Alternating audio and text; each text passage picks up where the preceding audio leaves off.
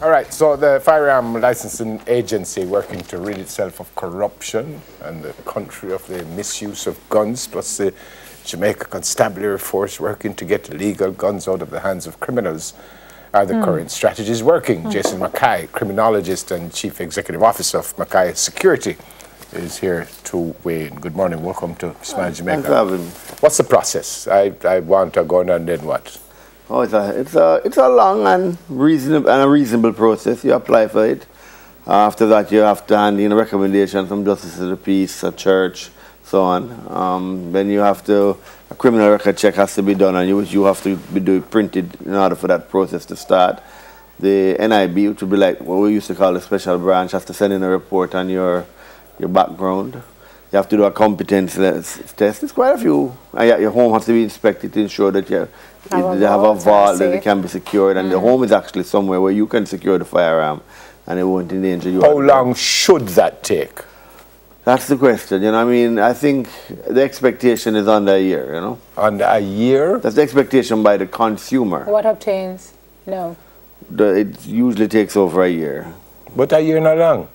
Well, I don't know. I mean, I look at it historically, it used to be far worse, so I don't really bash them that hard. Well, but what obtains historically don't mean that we're doing it the right way. In best practices, when we line up against this process in other parts of the world, is it a year-long process? Well, to be frank, the Jamaican process is the process that everybody looks on as the process to emulate. Right? Well, then, okay. But we don't have crime really with registered firearms. There were mass shootings and that type of thing.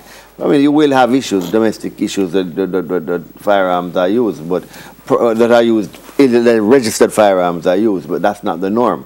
The norm actually is that it is illegal guns that commit crimes in Jamaica, but internationally that's not the case. So the process of how we register, store our information and that type of thing is actually emulated by but why again? Agencies. I mean, a police record and letter from JP, that is days. Well, that is your part of it, you know, the JP and the printing and so on. So why a whole year after wait? But then you still require a special branch report. Is not like a criminal records report. You're not running a check against somebody's print to see if they were printed through a court system.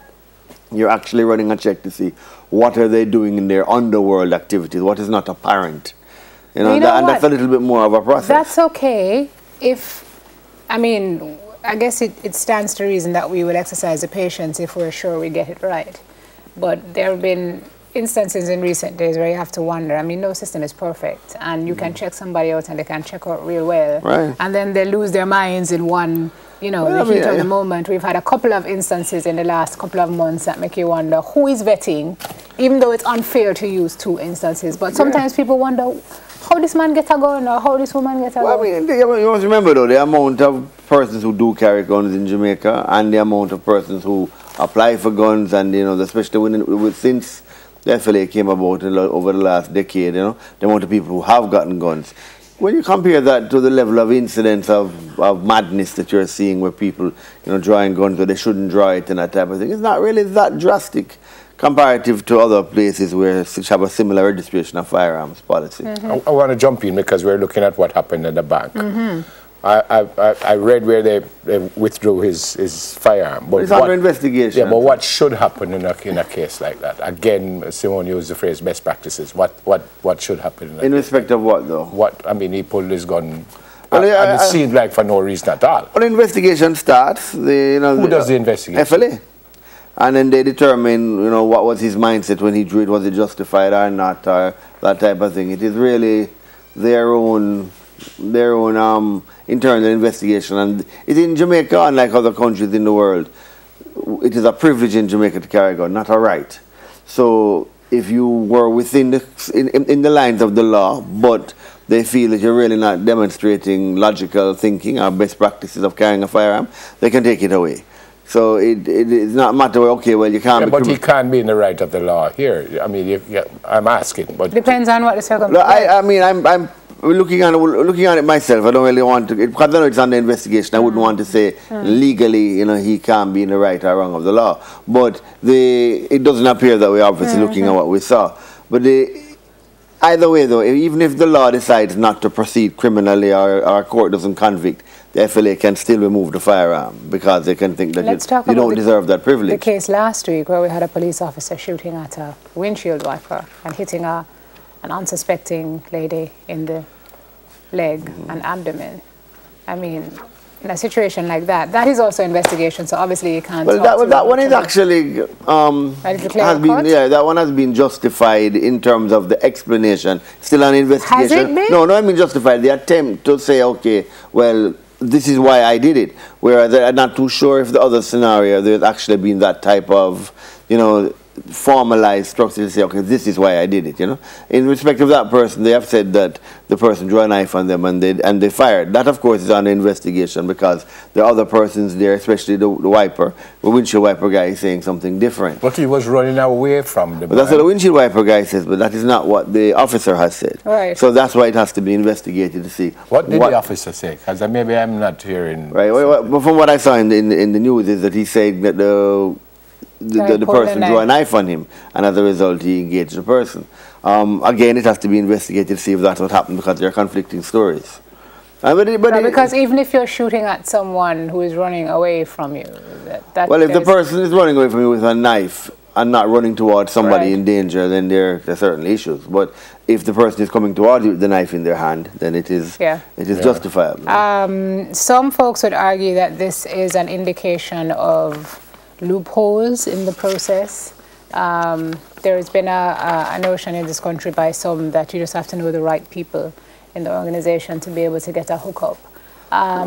Do you think, Sir Mackay, that the process has kind of been fortified in the last couple of years? We had a list last year with some, I don't know how many thousand people who guns needed to be taken away from, who got them. I think that was more financial. There's a big financial part in the sense that you don't renew your gun.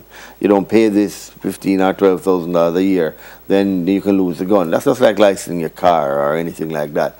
The persons who were under investigation who had gotten guns, during that period where the FLA is under some issues, those I think were the person. I don't think it was thousands either, but there were people. But they included people who had records. Right. There has been that has been said, and they're again saying that it's under investigation to verify if that is so. But certainly the CEO of the organization has made that statement, so you have to give some validity to it. And like the Manchester probe, I've watched things in the media where they're saying, this is what we have, the person with records have gotten. Well, I'm glad you brought up Manchester because I was going to go there now. They're consuming an excessively high amount of ammunition, which is unusual when compared to other parishes. And it says we have found convicted criminals in Manchester having firearms, including convictions for illegal possession. Can you speak to that? What's going on there? Well, the law is clear on that. If you're convicted of a firearm offense, if you're convicted of a violent offense, you're not supposed to have a gun. And that is clear. If they do have persons, there could be, if you're looking at a loophole, somebody who is issued a firearm, and whilst they have the firearm, they're convicted of an offense. So now they have a record that they didn't have before when they got the gun. I'm not too sure if the process has been upgraded to capture that data now, that after you've committed an offense, that when you're renewing, that it may or may not pick it up. And I've often wondered about how they actually do capture that. Because not picking it up in the case of something like that is an indictment on the organization, is it not? Well, if they're not picking it up, they certainly need to adjust their methodologies to do so. Hold on now, Mr. Mackay. So if I have a gun license and I'm arrested for stealing, I'm supposed to lose my gun license? Or? No, because you haven't actually committed an offense with the gun. But if you're convicted of a criminal offense, then you're not really supposed to be carrying a firearm. So stealing is not a criminal even if it don't have nothing to do with using my gun? Well, put it this way. If you applied for the permit with that very same criminal offense, you would not get the gun. And again, even if I have nothing to do, even if it has nothing to do with violent crime. But if you now have the gun and you have now committed a violent crime, let's say it's a domestic abuse or you punched down somebody at a party, anything, any form of assault, you've now committed a crime that was tied to violence. The question now is should you lose a gun? Because you didn't lose a gun. No, traditionally, you don't. Should I? Traditionally, you don't, he said. You don't. Should I? I think if you're convicted of a violent crime, you should lose a gun. Even if the gun is not involved? Even if the gun is involved, because if you had that violent crime on your record before, you wouldn't have gotten the gun. So then I'm going to ask you again, and I don't want to put you on the spot, but it might. You are familiar with the system, you're familiar with what's going on in Jamaica as a criminologist. On a scale of 1 to 10, how robust is our process? I would say I'd have to give Jamaica, as compared to the rest of the world, I'd give Jamaica 8 in terms of in terms of our registration and collation of our firearms. You know, how we actually have control. You know, when you look in the United States, you walk into a gun shop and fill out a form, and you're leaving with an AR-15 or an AK-47. You know, if you look at a good comparison to that, even if you look at the Dominican Republic or other places with a high ownership of firearms, I think our process is How many guns are there issued now? How many guns in Jamaica? I'm not sure of the in the hands exact figures. of licensed firearm holders? No idea. No clue. But there has been an increase in recent years. Yeah, there has been, because the process has become a lot easier. And crime has become a lot more rampant. Far more efficient than it was for decades. But you are saying that it should take a year to get a gun? I think it's a reasonable period of time. Yeah. A year? Unless you don't have one before. If you have a permit before, you want an additional one, I think that should be a much shorter process. But if you're applying for a firearm, I think you should, with all of these things, the inspection of your home, the special branch report or NIB report, the criminal records report, the interview process, I think a year is a reasonable period of time. I would suggest that if you at your age now decide I want a gun, it's probably because of something immediate. Maybe you open a business next week or something. Therefore, there should be the ability, the wiggle room to accelerate or to, or decelerate the process. Suppose you're applying for a gun, but then, you kind of hearing that you're having domestic issues. It may not be an actual thing, but it's out there. You wouldn't say necessarily kill the application totally, but this is probably a bad time to arm you. But maybe if you're a witness in a case, and you know your life is in danger, and you don't want to walk around with a bodyguard, it's expensive, you don't need to accelerate the process. And so they should have the wiggle room to do both.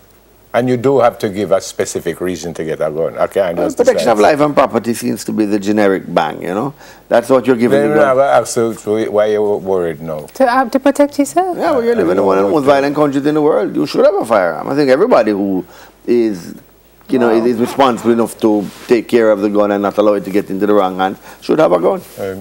You think really? I think people who fit the criteria, they are responsible, they have no criminal record, and they can protect the gun. And that's very important, because the guns going back into the hands, going into the hands of the underworld isn't what you want to encourage.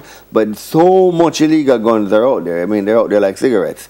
I think legitimate persons should be able to carry a gun. Well, they're out there like cigarettes. Like cigarettes. Yeah, well, I hope you're wrong. Thank you, sir. Thanks for coming. So you don't retire? Well, I'm on the periphery, Something else we're talking about. Jason Mackay, criminologist and chief executive officer of Mackay Security. I think that last point you made is something we need to follow up in a subsequent interview, because that is a very serious statement. Wow. Really sad. And scary. It's in the Haitian situation. We never had that, for centuries, but you used to have the problem with barrels. We receive more personal effects barrel per barrel than the United States, not per capita, Okay. in terms of actual items. So it's possible. Don't leave it.